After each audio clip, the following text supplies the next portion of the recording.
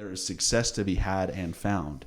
And so, the stats are the stats are clear. If 60% of companies are failing within the first 5 years, there's ample room at the table at any given time for somebody to find more success than what they had prior. But the difference, the gap is, are you willing to go up and ask somebody, hey, here's my financials. Hey, here's my sales process. I need help.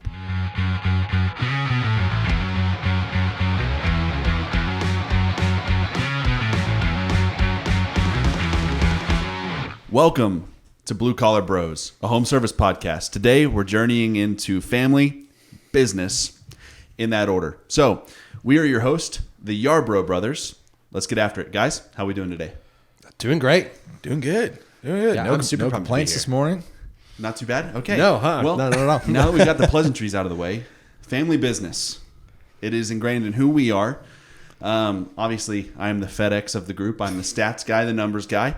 And so just wanted to jump straight in and set the precedent, set the tone for what we're looking at today. So we're looking at the family business landscape. Obviously, we are intimately aware of family business, or at least our family business. But on the grander scale of just American employment, American businesses and jobs, I think a lot of times we lose perspective on what American family businesses look like and what percent of the country's jobs and businesses they actually make up. So pulled some stats. According to Harvard Business Review, 90% of American business is family owned. Now, that doesn't mean it's just privately held, that it can still be a publicly traded company, but it's controlled by the family. So 90% of businesses are family owned. And then to piggyback off of that, family businesses represent 54% of GDP. They also represent 59% of all employment. And as we grow in this economy, they represent 78% of all new jobs.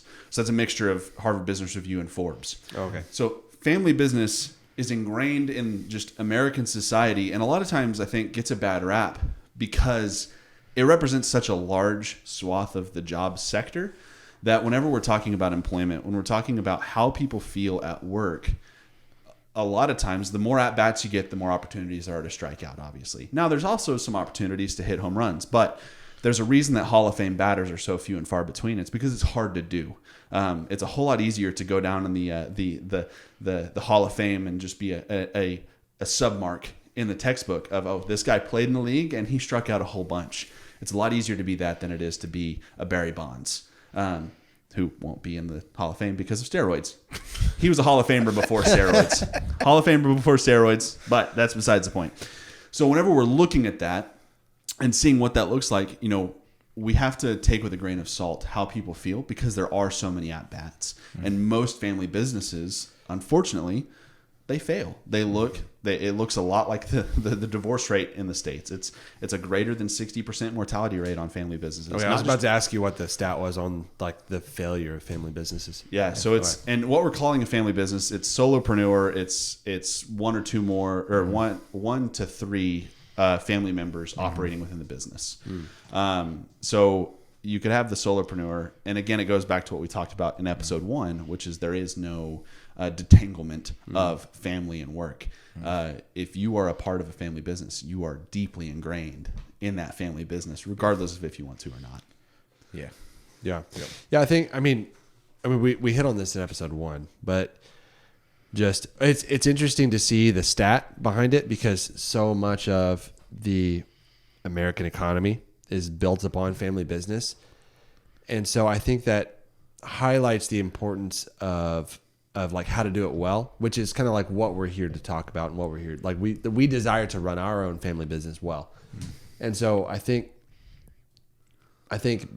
as we seek to grow together as an industry, I think talking about these things and how to run not only a business, but just to be successful and to enjoy the people you're around and enjoy the work that you do. And for the people around you to also enjoy their jobs as well.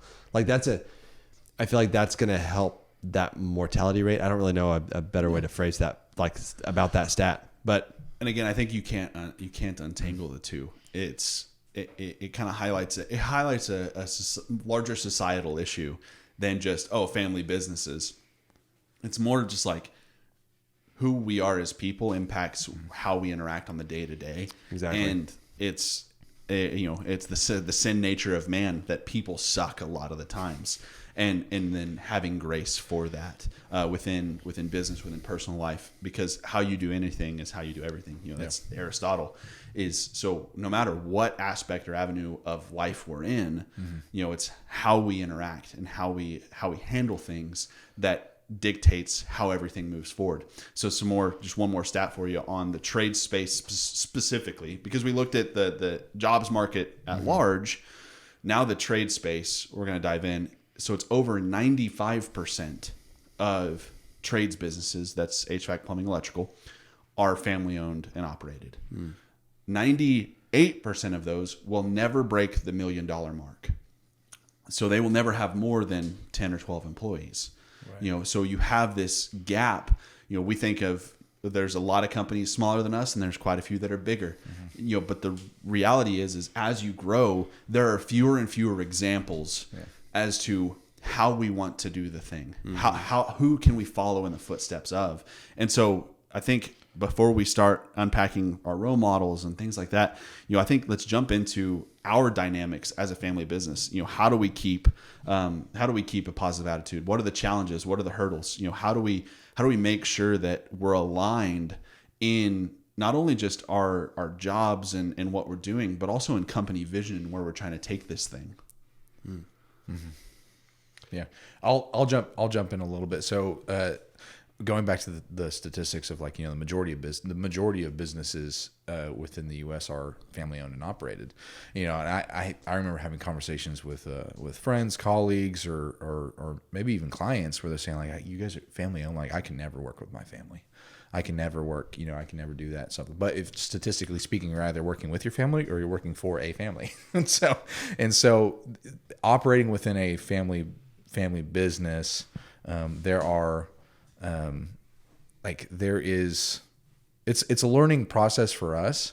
But I think whenever just nationwide, there's processes that you can put in place to see that the success of your business and the success of your family are intertwined. And they're not, and we talked about this on episode 1, was like, whenever you compartmentalize work-life balance and your home balance, and the phrase is you want work-life balance and stuff like that. But whenever you compartmentalize it, I think a lot of times that is a defense mechanism to protect yourself from one or the other. Either you're compartmentalizing your work-life balance because your family life sucks, or you're compartmentalizing your work life separate from your family because maybe your work balance is terrible and not great. And I think it's pushing even further into that of you can't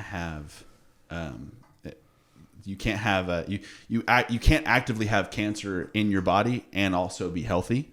Those two things are mutually they are mutually connected. It's a story intertwined. Yeah. And so like Colby said, it's the journey of personal and work. And so you have to make sure that as you grow and as you push, you're handling things in such a way that is grace upon grace, because you have the opportunity to jump down somebody's throat. You have the opportunity to get after somebody if you want to, many times throughout the course of a day, especially when it comes to business, because the phrase of it's not personal, it's just business is a load of BS. Yeah. And it's money's involved, people are involved, the families that you work for and work with are involved. And so business is nothing if not personal. Right. Yeah. And so you should handle that with grace. Yeah. Something that as far as just bringing it down to the micro bit, just how we interact and how we kind of, I don't know, that our guiding ethos, and maybe that's the wrong word, but I think that and I like the weight of it. I know I like the word ethos. I get points for that word, right? So I'm going to tell a story. So we need to have points on the board whenever Will says I'm going to tell a story, or when he uses I need a Greek word, like a story time thing. It was a story time with Will. A little counter of not to detract from this, but but here's this. So we were a lot younger. I was probably, I don't know, we'll say for the sake of the story, I was 10. I'm telling it as I know it to be true. Okay, so As you remember it. As I remember it. There you go. So I was saying that would make Colby around 8 and Tucker around 4. Yeah. All right. So a little insight into our dynamic. Colby and Tucker are basically the same person. However, they exist on opposite ends of the spectrum. And so their goals are the same. How they achieve those goals are the opposite of each other. So when we were younger, they would butt heads just a little bit more than I would butt heads with them. And so basically I was like the CA working behind the scenes, making things happening. So anyway, one of those pesky 3-letter agencies. I know. Yeah, exactly. Yeah. So we were in the car driving. Colby and Tucker were arguing about something, and I was probably jumping in at some point. And Mom, like, you know, when your mom like slams on the brakes and like pulls the car over, like you're in trouble. It doesn't matter like how old you are. Everyone has some sort of experience of that or something similar. Everybody in the vehicles. Yeah, everyone in the vehicle's in trouble. So Mom pulled over and she turned around and she said, "I don't care if you like each other right now, but you will love each other." Yeah. And I think I remember in my 10-year-old mind or 12-year-old mind, however old I was, that was kind of a light bulb moment. I was like, oh, like the fact, like my love for my brothers, it has really little to do with if I like them in this moment. So I can like disagree with them, but that my love for them should undergird and supersede any sort of other emotion towards them. And I think as that pertains to business, that sort of mentality of like, okay, leading from a place of love and compassion, and Tucker said it multiple times already, like leading from a place of graciousness, and humility, and I mean, I could think of other adjectives to put there, but that at least for us and how we make this work, a lot of times, and we've been asked, you know, at Service World or Service Expo, like, how do y'all make it work, or how does that dynamic work? And that is the undercurrent, you know, between it all is, even if me, Colby, or Tucker have a disagreement or something even outside of this, or something happens, you know, that our love for one another undergirds anything else that would it's the foxhole mentality. Yeah, exactly. Yeah. Like we're in the same hole, you know, and we're working together. We're each other's best. You know, we're our teammates. We're our best cheerleaders. You know, whatever sort of analogy you want to throw at that. And so, but I think that comes into play as far as business dynamics go, is that we have each other's best interest at heart. And so, like Tucker's the youngest, but Tucker has the most to do with a lot of the numbers, and a lot of the reasons why we have grown so much as a company is because Tucker's gone and looked at our numbers and said, "Hey, here's our target numbers. Here's what we need to meet." And so, I think from me and Colby, like this idea of like the youngest brother coming in and like leading from that place, I think it could potentially ruffle a lot of older sibling feathers. I don't even really like the word ruffle feathers, but that's a weird phrase. But I think there's this like, I know, yeah. I don't even like the analogy that I gave. I don't even like the analogy that I just used. It's stupid. It's a stupid phrase. Hey, but I mean, it's a mistake, not a character. Yeah, it's a mistake, not a character flaw. But you get my point though. Is like there's this mentality of like, oh well, I'm older, like I should be the one doing this thing or whatever, and like that has no room. Like you can't have that mentality when you're all working together and trying to be as successful as you can be. Like Colby's great at residential sales, you know, and so I've, you know, learned a ton from him, you know, and so I think it's that mutual submission, that mutual, like, you know, like I'm going to be your servant, like let me do whatever I need to do in order to make you successful. And when everyone kind of has that mentality, you're just undergirding the entire thing, and that love is what that base establishment is. And so I think in a lot of family businesses, that's a lesson that could be learned from that illustration where Mom slammed on the brakes. It's like, look, you don't have to like each other now, but you will love each other. Yeah. And so I think that's an important aspect of who we are. So long answer short, it's how do you make it work? You parent well. Yeah. You parent well, and not that it's too late for any other business to start and change their ways. But it's going to take some breaking of some habits and some understanding that we either can commiserate together and it be humorous, or I can commiserate and blame my brothers. I can commiserate and blame my parents. So those are the only two options that you have, because eating a piece of humble pie when it comes to doing business is a real deal. You gotta humble yourself. You've gotta be willing to take a bite of the sandwich and move forward. And so either you can commiserate, start singing Irish folk tunes and just being a bunch of knuckleheads and laugh about it the whole way, or you can look at it as a woe is me moment and start pointing fingers. And that takes a lot of self-reflection, a lot of self-guidance and kind of moderation to recognize and check yourself of, okay, like I am the one wrong, like in the wrong here. It's not the situation around me. Yeah. I'm going to add to kind of what you were talking about, Will, which is family, or what we're all talking about. Between it's true for family, it's true for families, and it's true for leadership. Is for one, like the environment that our parents put us in, set us up for success. And so the environment that you put your team in has to be one that sets your team up for success. And so anything that we've ever accomplished, whether it be personal or collectively, is because of our parents putting us in a position to succeed and laying a foundation of what you said, Will, which is like that, kind of the under skirt of just love. Like that is where you start from. And then like Tucker and I butt heads majority of the time. And it's been a learning curve for us to be able to communicate in a way that makes sense for both of us. And if somebody else came in on a lot of mine and Colby's conversations, probably not Will, because Will's been in it too much now and knows that Colby and I have done work on our relationship. Yes.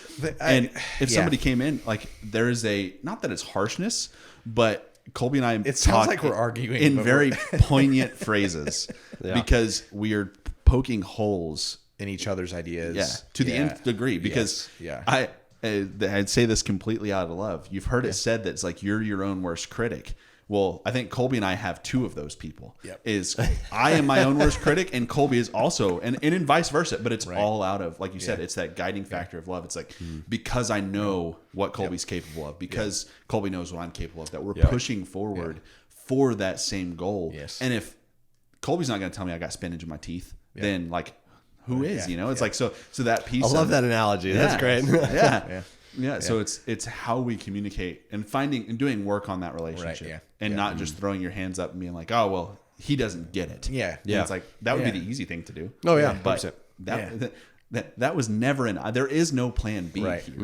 This has to work. And it all. I think it all with working within a family business, you have to like you can't work with family and not also work on your relationships with your family. Like, and so for Tucker and I, like he and I butted heads a ton when we were little, and we did not know that we were the same until we got quite a bit older. So, and it was, like I said, mine and Tucker's relationship is, I think a result of the environment that we were allowed to grow up in, having, Will as an older brother, and then also having, our parents pouring into our lives and our relationship. Because I don't think naturally, like Tucker and I would probably, I don't know if we would have maintained that kind of like that relationship. Simply like had we not been provided that environment. Had there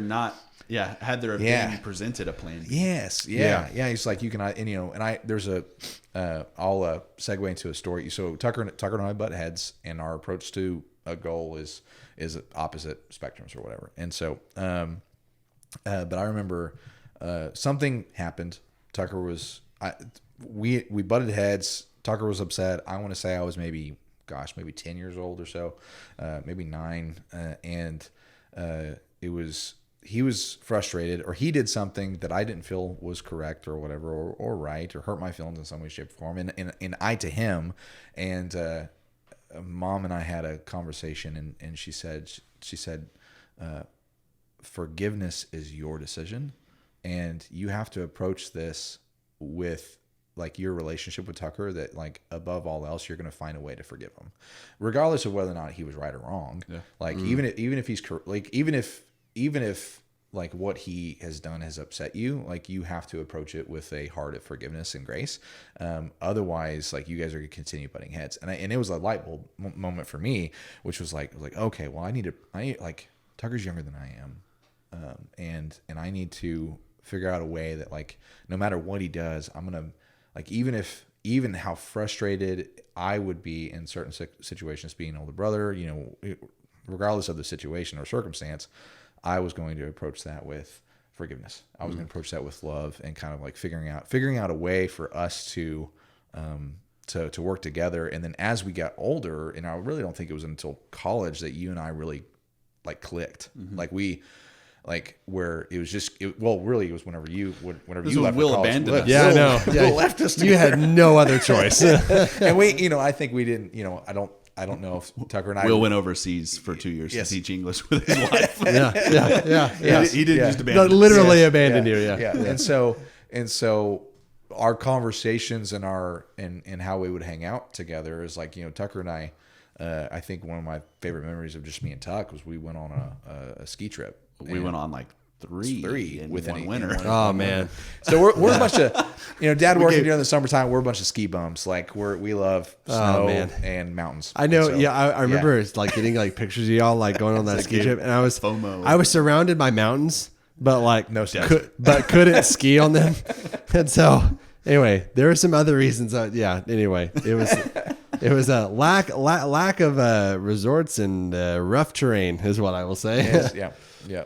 And so anyway, so Tucker and I left on this trip, and it's for me and for our conversations, like we're very direct with one another, and we the joke is if we have an idea and we present it to each other, the other person will be like, "Stop blowing holes in my ship," just kind of ideas, And yesterday I was having a conversation with our quality production manager, Keith, and we were talking about a game plan, an idea that we had under a circumstance, and I said here, I'll have some ideas, and then we can run it by Tucker, and if Tucker says it's a good idea, then we'll roll with it. And Tucker's like, well, that's not going to create a God complex whatsoever. I was like, if Tucker can't poke holes in this idea, then it's a good idea, and then I think vice versa. If I can't poke holes in Tucker's idea, then it's a good idea. And so, and just taking that approach and I think Bryce had walked down on some of our conversations where he and I are just like mom and dad are fighting. I can verify it's very uncomfortable when they fight. But it's not enjoyable. But it's not. What's funny is like it's not for us. It's not fighting. Like we know the heart of why we are doing what we're doing, and we understand. We've built our relationship where we understand where we're coming from, and so I think it's that highlighting of it's I listen to a lot of the Bible Project podcast, and it's God in the upside down kingdom, and that's like the way that God approaches things. A lot of times, David, the youngest brother, he was the weaker, the smaller, the more gangly of. You're definitely not the smallest. No, I'm not. But it's a continual. You see it with Dad, and it's like Dad was the younger brother. Yeah. And Rick. So Dad and Rick modeled this for us. Yeah. First, and Rick's our uncle, by the way. Yes, and so that I think 3 years. Dad was 3 years younger. Yeah, I think so. Yeah, so Dad's 3 years younger than Rick, and Nathan so can corroborate our stories. Yeah. And so you have Dad and Rick modeling that out for us as well, because Rick didn't have to like operate with as much grace and willingness to jump in and do the thing with Dad, but he did, and at no point was the conversation like Dad like oh this is mine, and it's like no, it's ours. We lead with an open hand. Dad's always modeled that, and so I think that we are just second generationally a continual outworking of the upside down a little bit, where we've gotten really good over the years at identifying shortcomings in our business and personally. Now, outworking those and fixing them is a different story. Still not mastered that portion of it, but it is. It's like the thankfulness that Will and Colby operate with humility, because like that's something like I don't have, because I'm younger than them. I had a lot of time at the house by myself, so I'm like simultaneously a youngest brother and an only child. Because so I went through my high school years in it by myself. Not that you guys weren't there, but it was like my day to day. I was doing a lot of stuff just solo. And so it was that finding that humility is hard for me, so it is like coming back and doing that thing. And so it's like, so thankful for y'all to be willing to do what you guys do and, trust a knucklehead with numbers. Yes. Yeah. And so, but that willingness to do that is, it's continually coached and continually brought forth in, through our faith, through our relationships with each other, with our parents, and then ultimately with our team. And that's kind of the biggest thing is, no man is an island. No family business is just family. When you have team members with you that are working in the muck and gunk, they too feel the impact of what it means to work for a family business. And so the call is even higher on us as business leaders, and us, not just the three of us, but us in the royal sense of, tradesmen and women doing the thing and actually practicing and the outworking of family business. The call is high to handle everything with excellence. And again, not that there's not room for errors, not that there's not room for mistakes to be made, but you better be dang sure that you're buttoned up, because who you are at any given time is character. It's what do you like when the lights are off and nobody's looking? Yeah.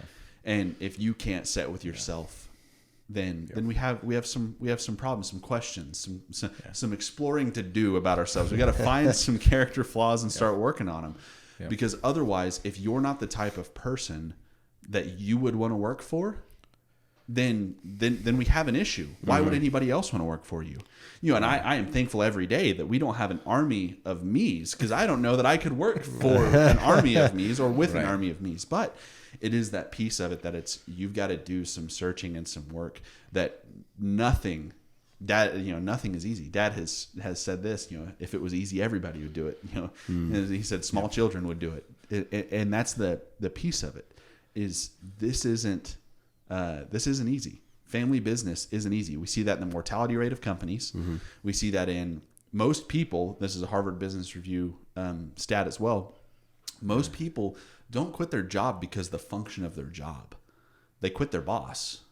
And if our stats are showing, we're just going to connect some dots here, do some real high-level investigative work. If most companies have fewer than 12 employees, most companies don't reach over $1 million in total revenue, who's the boss? Well, it's us. They don't have second and third line managers. Most places don't. And so we have to be responsible for the outcomes. We're all big Jocko Willink fans. I was just thinking about that. Yeah, it's the extreme ownership portion of it. It's passing the wins to your team. Anytime the company wins, it belongs to the people. It belongs to your team, because without them, the win wouldn't happen. Now, when we take a loss, it is solely on your shoulders as the leader of the company. Right. Because even if it's something stupid as like, we got into a fender bender because we were on our phone while we were driving, that's on us as leaders. Like, we can point the finger at our technician or at our installer or whoever's driving the truck, but at the end of the day, it's on us, both financially and from a practical standpoint of maybe we didn't train well enough. Maybe we didn't have a motor safety vehicle plan in place that we coached on and that talked about. It's all on us. And so that is the gravity of what we're doing. Is there is no way out of it. The only way forward is through. And so you can either make it enjoyable and be willing to pass credit, because it's a whole lot more fun when you pass credit to the team. Because the sweetest the sweetest thing on earth for people to hear is their own name in praise. And trades is predominantly run by men for the most part. And if you're a woman that wants to get into the trades, you should do it. Please do so. You will make a great life. Statistically, you make more money than men. So if you want to, you don't want equal pay, because if you wanted equal pay, you'd be getting paid less. So please come join the trades. Stats are on your side as a lady in the trades field. But a lot of times, men, I think it's the American Journal of Psychology. Men don't get complimented. And a man, if they get complimented, that compliment will ride for 6 months or more as a piece of internal motivation. And so what is the status of our speak? What's our language with our team when it comes to celebrating the wins? Bryce, I like to point out, Bryce has now taken to this style of doing business, this style of Yarbroughification, and has started soft scheduling some high fives Oh yeah. going around the shop and giving high fives to anybody. And it sounds so corny. It sounds so cheesy, but the proof is in the pudding for real, because I go around, it's around like 2 or 3 p.m. Everyone's kind of sluggish. It's right after lunch. I'm sluggish. That's why I'm doing it. I need to get out of my office and move a little bit. And so just going around and giving everyone a high five, it's silly. They know what I'm doing, but they all smile, and everyone kind of gets a little bit of energy under them after that. And so it's making that concerted effort to just like share some enthusiasm. And like subconsciously, I think what's really funny is like you'll have people come, like other people will start doing it. Yeah. Like they'll be like it's 2:30, it's kind of like a treat that they receive at that time. And that I'll notice, I look for, like, if I haven't received if I haven't seen you, I'll be like, where's Bryce? or go give him a high five, or start doing it myself. And I've noticed, I this is kind of a silly, like, I think the result of that is I think I've given more high fives to our service manager within the last 6 months. Yeah. Or like fist bumps or whatever, that this year compared to years in the My favorite thing is past. whenever I ask them, hey, how's it going? I'll barge in their office. I'm like, how are we doing? And if they even say something negative, I'll still high five them. So the other day, it wasn't like a negative comment. It was just like, well, the phones have been dead for about 15 minutes. So I'm like, all right. Perfect. Boom. High five. We are treading water. You've got rest in. Yeah. I think Jocko Willink, he has the response of like good. Oh yeah. Good. Yeah. Yeah, Good. That just means there's you got the rest you needed. Yeah. But something too I want to highlight too is, and Bryce, I think this is a great example of like this concept. But a lot of times we wait for motivation before we take action, when in reality, a lot of times it's the reverse.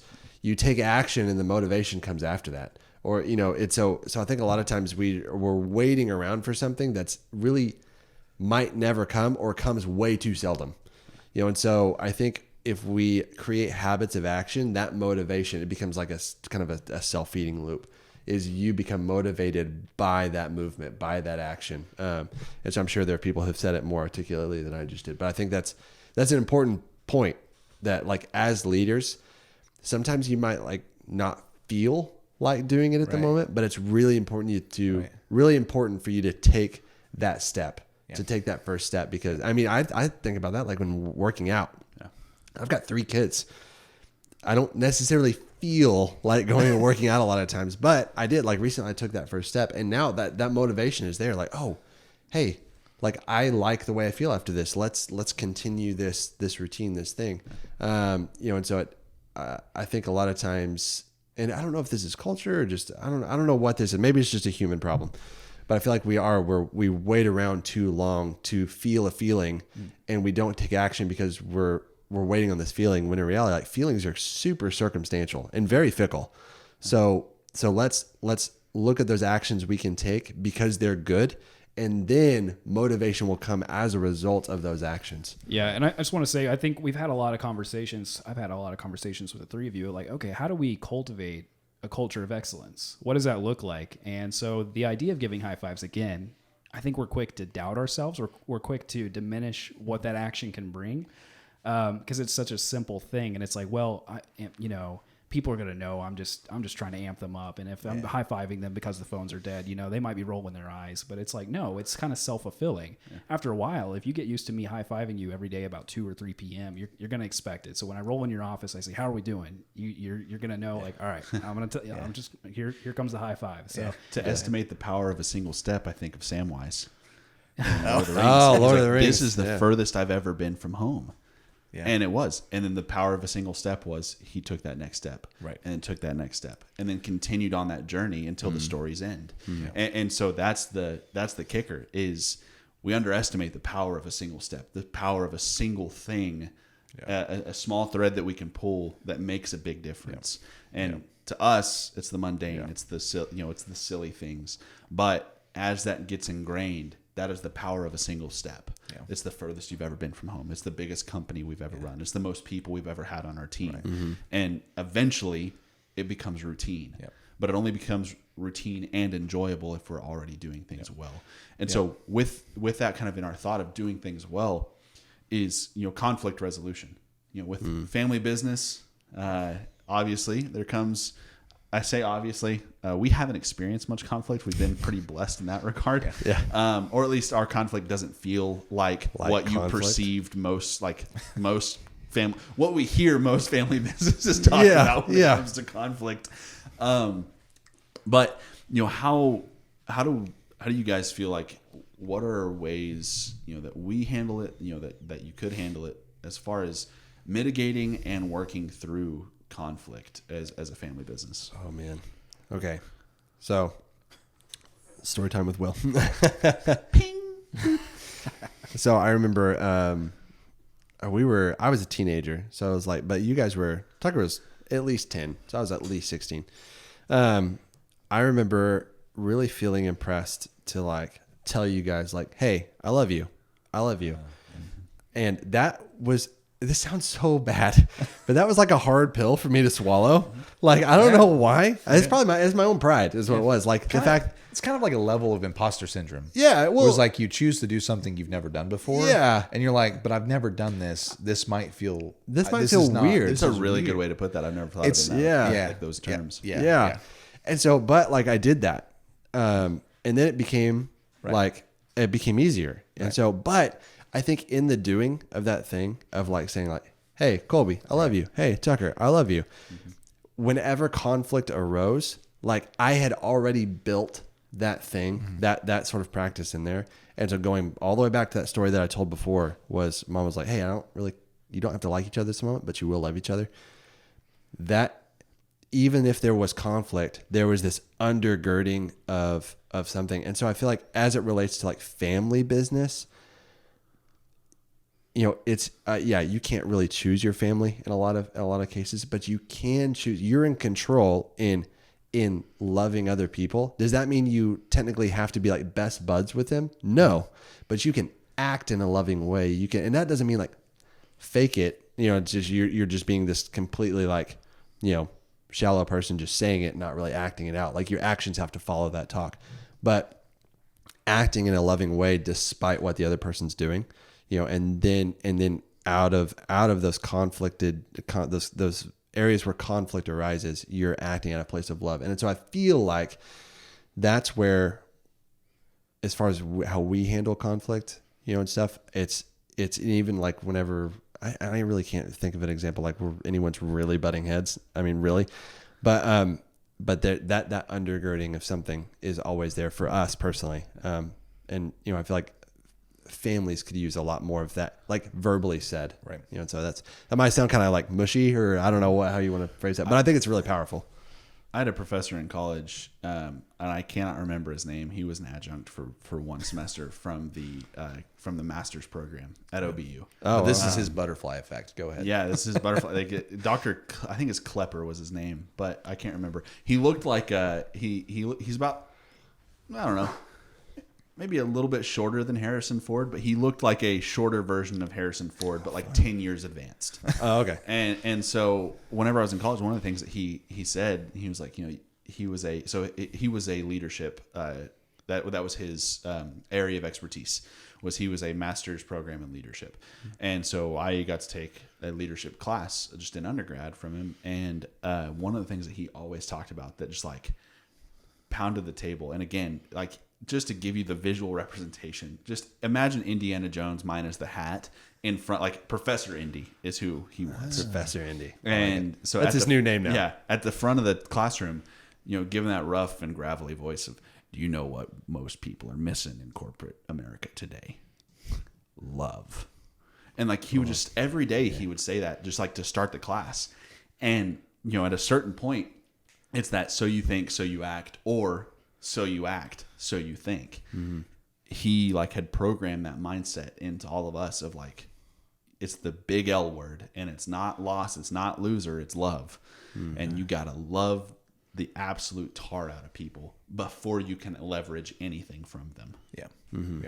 Yeah. And I think kind of going off the conversation of like kind of imposter syndrome and kind of what Bryce was saying, going around and giving people high fives, like in the family business and in business in general, is like most of the things that we do when we're trying something new, and it's something that you've never done before, it's a form of imposter. Like any negative thought that you have or any reason that you're giving yourself not to do the thing that you know would be good is just a form of imposter syndrome.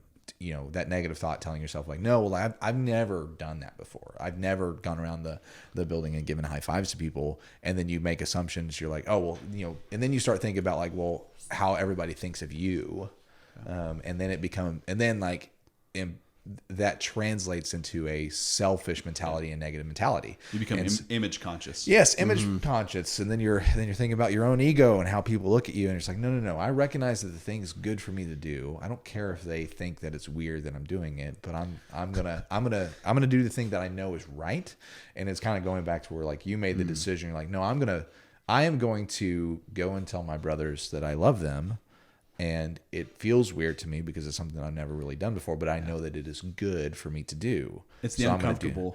It's the uncomfortable conversation of most things in life that are good for you are wildly uncomfortable. Yeah. Yes. Working out, wildly. No, thank you. Yeah. Eating cabbage, I'm all right. Kale, no thanks. I'm okay. Yeah. Telling someone I love them, wow, that's uncomfortable. Yeah. Going around and giving high fives, I'm going to look like a doofus. Yes. Yeah. But the best things in life and the things that are best for you often come at the expense of an ego death, of recognizing that it's like, I am thinking way too highly of myself, that this thing is below me, or like that I am somehow above going through this amount of suffering. That like, but on the other side lies. It's the sweep the floor, pick up the trash, do the thing. John Wooden. Yeah. Well, something too I was thinking about too. I mean, Dad illustrated this really well, but also like all of us really enjoy like military stories and stuff, and so that's something that, you know, whether it's U.S. military or really just kind of ancient, you know, conflicts, all this stuff. We think of Rome several times a month. Yeah, we do. So we think of Rome often. Every other day. Stories if of anyone's camaraderie. curious. Yeah. So, but so I read this book. I think it's called like At the Lion's Gate or something like that. It's about the 6-day war with Israel, which is an interesting topic right now. But something that they did was the Israeli military and the U.S. military does this to some degree too. Is a lot of the commanders and leaders are on the front lines. They're the ones doing the work and stuff, and they're leading by example. And I mean, growing up, Dad did that, and he wasn't afraid to hop in the trenches and dig a ditch. He wasn't afraid to hop in an attic and install a furnace on a 105-degree day, which means it's 140 degrees or 50 degrees in the attic. You know, and so as leaders, not putting yourself in a position where you're like above and better than the people that are like doing the actual thing, and hopping in the trenches with them. And I think that goes back to what you were saying, Tucker, is like that it's a certain level of humility and a certain level of, okay, all right, I'm going to make myself vulnerable in this way, and put myself in a servant's position to help lead by example. And so that, I mean, people see that, people notice that. And so I think that's the John Wooden example. Yeah. Is every year. So John Wooden, legendary UCLA basketball coach, won more national championships than whodunit, won more conference titles than I can count. I'm not particularly a basketball fan, but I am a huge John Wooden fan.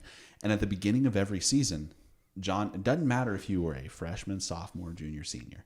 At the beginning of every season, John would get all of his guys at the center of the basketball court. They would all take their shoes and socks off. And John would go to each of them. He would say, now guys, this is how we put our socks on. This is how we put our shoes on. Okay. Now to a bunch of 18-year-old men, you're going to sit there and look them in the face and tell them here's how something they've been doing for the last 18 years, pretty autonomously, and tell them how we're going to put our shoes and socks on. You mean I've been doing it wrong? Yeah. and it goes to John, John's whole point with it. It wasn't even a presentation thing. It was an actual applicable longevity thing. You're talking John Wooden, whenever he coached, dry fit wear wasn't an option. Mm-hmm. You were playing basketball in really bad OGPF flyers. Jordans haven't made their way onto the scene yet.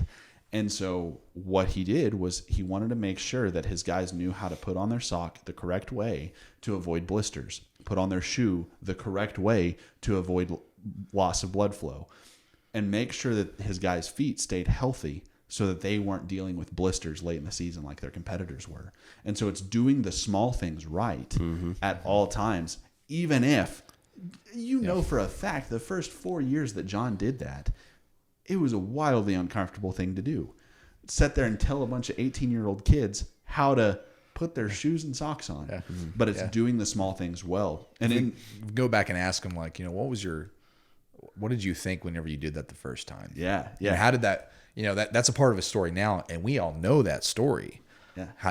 What was his thought? How did he feel about doing the uncomfortable thing the first time? And you'll hear us say this several times, is we have a very robust R&D department that is rob and duplicate. Yes. And so we have taken, one, just from mom and dad, two, from other companies, and implemented things that like we have seen them do well.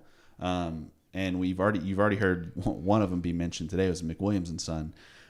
But as far as examples to follow, Will, you mentioned your thought with McWilliams and Son. Colby, I know you're pretty close with a couple of the guys on the McWilliams and Sons team. They're a few steps ahead of us in the ball game as far as company size and growth and opportunities that they're able to present. But then we also have another group with us that is in the Service Nation with us, is GSM Services out of North Carolina, Gastonia, the Long Brothers. And they're a lot bigger. They're 3 or 4 steps ahead of us as far as company size and number of services they offer. And so when it comes to examples of how to run a family business, there is no shortage of them within the trades. There's also the Hoffman brothers out of St. Louis and Jerry Kelly out of St. Louis. These are all sizable family businesses that have made the transition. Right. That's the other kicker to it, is McWilliams and Son is on their 3rd generation. GSM is on, I believe, their 2nd, maybe their 3rd. Hoffman Brothers is on their 2nd. Jerry Kelly is on their 2nd and moving towards their 3rd. Right. So you've got these companies that they've gone before. I also think another family business that I love is Jack Lear out of Pennsylvania. They're doing an ESOP right now. So they're in the process of doing an employee stock ownership plan. So Ed is 2nd generation and now is passing it not to just his heirs, but to his team who will build it. And so when it comes to robbing and duplicating, there is no shortage of companies. And so if you're not in a best practices group of some sort, if you're not getting coached, if you're not being mentored in some way, man, that made all the difference for us. Yes. I mean, that was what accelerated our growth, both personally and as a business. I mean, in ways that I don't think we'll feel the effects of until we're much older. Yeah. Leave ego at the door, and drop the well, this isn't for me, or this isn't me, or I can do it better mentality. Because then what will happen is that you will end up just like the majority of all statistics, which is, you're never going to exceed $1 million, and the likelihood that your business fails on the 6th year is really, really, really high. We all want to feel special. Yeah. But there's a reason that average is average. Well, and if we never would have pursued coaching or pursued, getting with Service Nation Alliance, you could have let your ego take over, not have the humility to be like, hey, we need help. But you're robbing yourself of the experience of getting to grow alongside some of the best people in this industry. Yeah. And so I think that experience, that knowledge that you gain is worth infinitely more than any sort of ego that you would gain by doing it yourself. Yeah. And that concept of hey, I'm just going to do it myself. Nothing actually good in life happens by yourself. Yeah. Survivor Man's a show by himself, and he's miserable. And there's a reason he only does it for a week at a time. Yeah. The best things in life worth doing are doing with other people. And I think it goes back to what we talked about, highlighting you're robbing yourself of the opportunity to learn from people who have done it the best in the industry. It's an ego death. Mm-hmm. It is willing to admit, I am not the smartest person and I need help. Mm-hmm. And I don't want to have to reinvent the wheel. I want to be able to purchase a wheel and plug it into my business. What was it? Was it Henry Ford that said, I don't know I don't need to know how to build a car. I need to know people who I need already to know know how to hire people. Yeah, who already know that stuff. Yeah. You know, and so you have you have that piece of it. Let me finish that thought real quick, which is, so you have the ego death of it, but then also too, you ego death of recognizing I'm not the smartest and I need help. But then there's a second piece of that ego death, which is be willing to ask the dumb question, because there is no such thing as that dumb question when it comes to interfacing with another business. The trades industry, I believe, is unique in this regard, that there are no trade secrets. If you want to know something, even if they're in your market, if they're a company of size in your market and you go ask them how they're doing something, 99 times out of 100, they're going to explain to you, they're going to give you the farm. They're going to tell you exactly how they're doing it. They're going to tell you what the outworking of it looks like and how they're building it. Right. Because they know. And ultimately, there's enough success to go around. There's not this limited number of pieces of pie. There is success to be had and found. And so, you know, the stats are clear. If 60% of companies are failing within the first 5 years, there's ample room at the table at any given time for somebody to find more success than what they had prior. But the difference, the gap is, are you willing to go up and ask somebody, hey, here's my financials. Hey, here's my sales process. I need help. Yeah. And 90% of the time, they're not going to charge you to answer the question. They're going to be thankful that somebody came up and asked, because they, you know, talk about the compliments that we were talking about earlier. There's no compliment greater than being asked for advice on something. Yeah. Even if, and to my call to bigger businesses, calling some of them out as well, is if you don't have the answer, be willing to say, I don't know. Or I don't have the answer to that. Or it doesn't sound like that's in our scope.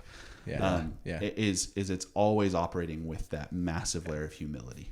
And what I was gonna say was the lack of knowledge and you not knowing something is not a character flaw. But the assumption that you do know is well, because that's your ego. If you allow your ego to tell you yourself that you're the smartest man in the room, then you're you'll believe not. And so you need to have the humility to be able to ask those questions. And so if you have a question, I think challenging the businesses to say, hey, I don't know the answer to that question. And even just if they do know, the majority of businesses will happily provide you as much information as you want to receive. And they're not, in our experience working in the trades and being surrounded by giants, not once has anyone laughed at us or looked down upon us. And so I encourage you, don't let if you're basing your decision off of fear that someone's gonna, make fun of you for not knowing, then and they don't have to be a bigger business than you. No. You can learn. Yeah, smaller business is doing it better from anywhere. Yeah. Something too, one of my favorite things is my oldest daughter. She's 6. She'll be 7 in a month. Which is you're getting old, pal. I am. So it's insane. Hey, so watch your mouth. I know. Yeah. Tucker's like, wait a minute. I'm still in my 20s, bro. So something she does. She asks a lot of questions, but she's in this stage of childhood where she's observing a lot of things and asking a lot of questions. And one of my favorite things is if she asks me a question and I don't know, I'll be like, you know what? I'm not sure, but let's look at it together. So we've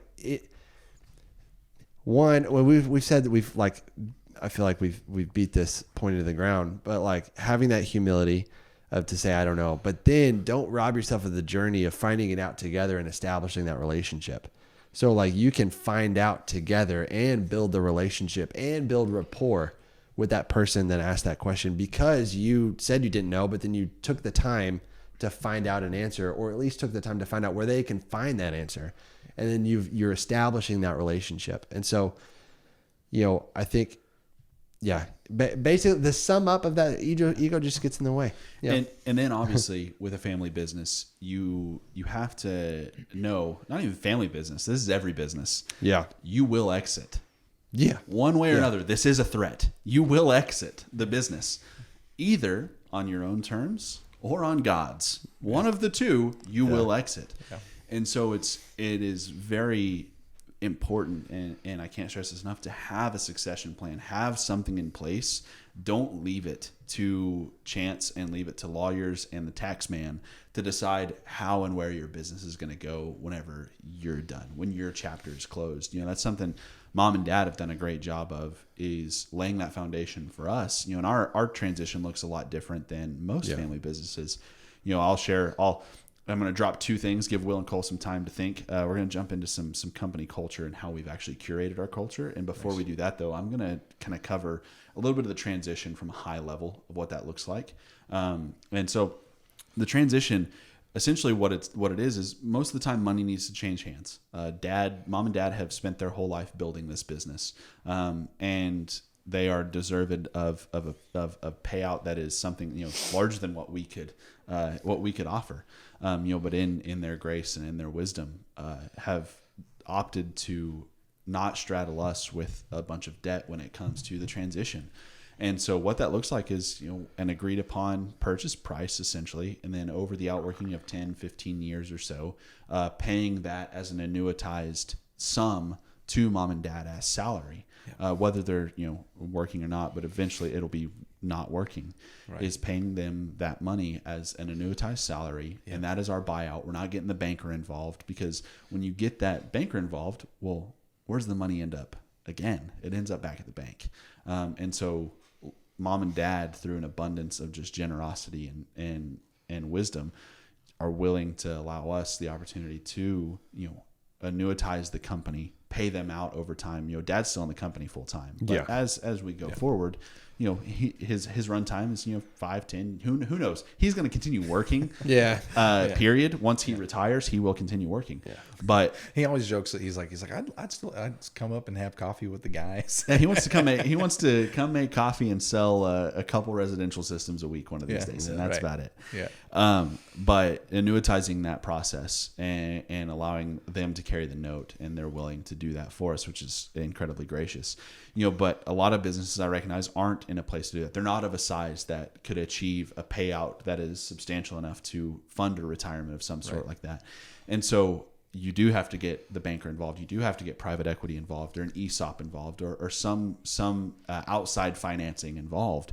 And so regardless of what that looks like, is get with a business planner, get with a business coach, get with a business broker of sorts, and start looking at options and building out your trust circle, your trust fund circle, and putting the business in the proper structures, so that when the transition comes, whether you're leaving it to a kid, or whether you're leaving it to key team members, or just selling it to a private equity company, all parties involved, regardless of where they're at, will be very thankful that you had your financial knot tied in a pretty bow and ready to hand off and transition. We can't wait for the day that we're ready to transition to get everything tidied up. We got to have the house in order the entire time and run it as if a transition could happen tomorrow.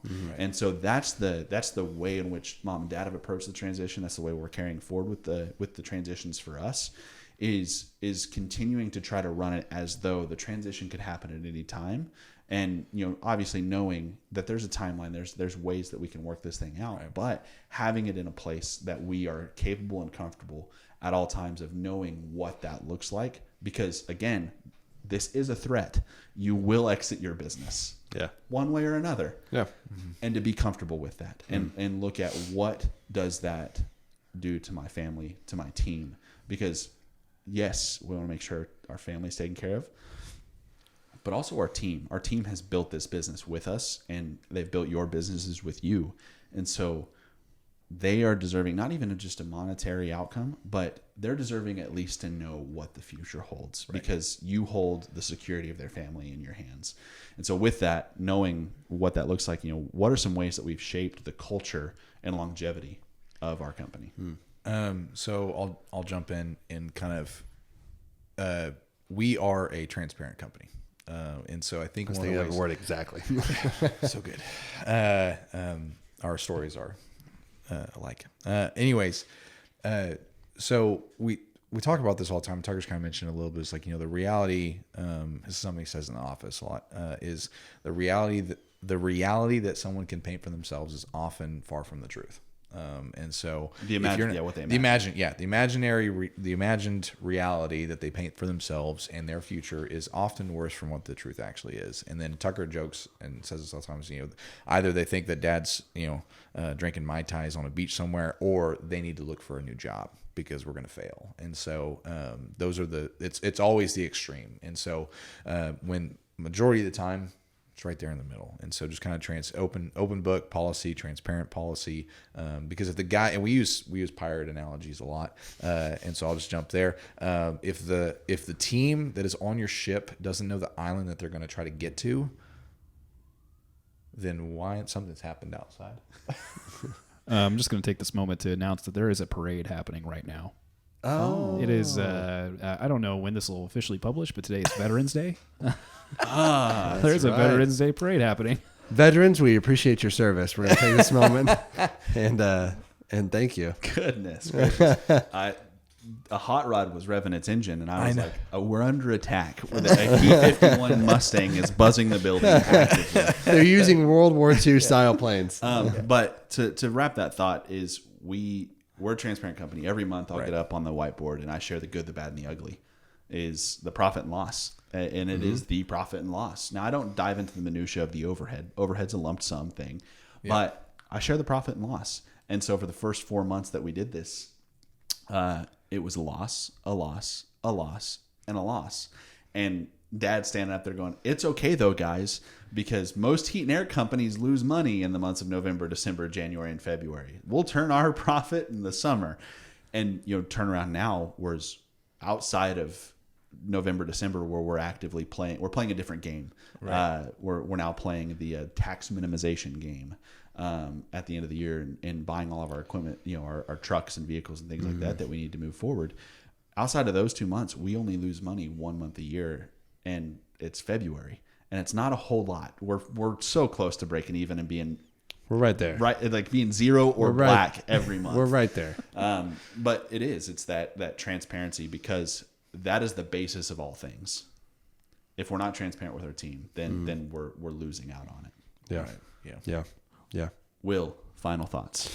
Yeah. So, I mean, I guess, just to wrap up everything we've said in this episode is, so much of running a family business comes to I'm going to say immaterial things too, like to running it well, like humility, leading from a place of servanthood, like love, like those aren't super like mechanical things that you can which is difficult, I think, for people who are in a mechanical based industry, a home service industry, to really grasp on, because those are more, philosophical thoughts. But I think it's so integral in how that impacts running a family business, but then also how those things inform the type of people you are, the type of boss you are, the type of leader you are, the type of culture you cultivate. So it bleeds into all of these areas. And so it's really important to talk about them, because it affects everything else. Mm-hmm. And so, and as we seek to not only build great businesses and be great places to work, you've got to, one, you were talking about your financials, have your house in order, essentially. Have your financials in order, and then also be working on yourself and those immaterial things of, I'm going to call them heart positions, those heart positions and who you are as a person and a character, and how that bleeds out into your team, into your family, but then also the kind of culture you're cultivating. So I think a lot of this episode has to do with that. I feel like we touched on a lot of these different topics, but if you're kind of looking at it from a spoken wheel sort of scenario, it all bleeds into that hub. There's more stuff we could have said today, but I think that sums up just a lot of the stuff we were talking about. Colby, final thoughts. I really like heart position. That's really good. I think everything that we talked about today, it boils down to the heart position that you have towards your team and your family. And so coming from a place of love for your family and coming from a place of love for your team, and why you do the things that you do and how you operate. Our goal of transparency was to kind of paint a vision, or just paint the island that we're trying to get to for our team, so that way they know that hey, here's the direction that we're going. Here's the process that we're going to take. And as you grow, and we our goal of transparency comes from a place of love and just communicating well to our team. And then out of that, we believe like through our heart of transparency towards our team, we've received buy-in from our guys. And so because of that reason. And so, so I think family business, just kind of closing thoughts, is the heart position that you have towards your family and the heart position you have towards your team is crucial to be in alignment. Yeah. So, yeah. If you want to go fast, go alone. If you want to go far, go together. Yep. So you got to push forward together. That's the kicker. Yep. There is no I, it's us. Yep. And so that is the poignancy and I think the finality of what I think we need to just put the bow on this one. We thank you for your time today. Thanks, guys. Bryce, our producer man, will link all of our socials. Keep in contact with us on Facebook, Instagram, Twitter, X. I guess now Twitter/X. I refuse to download Threads because I'm an old man and don't want another social media to manage. I don't even know what Threads is. Will is an older man. So that's all we got for today, guys. I appreciate your time. Let's get after it. Let's grow together. All right, here we go.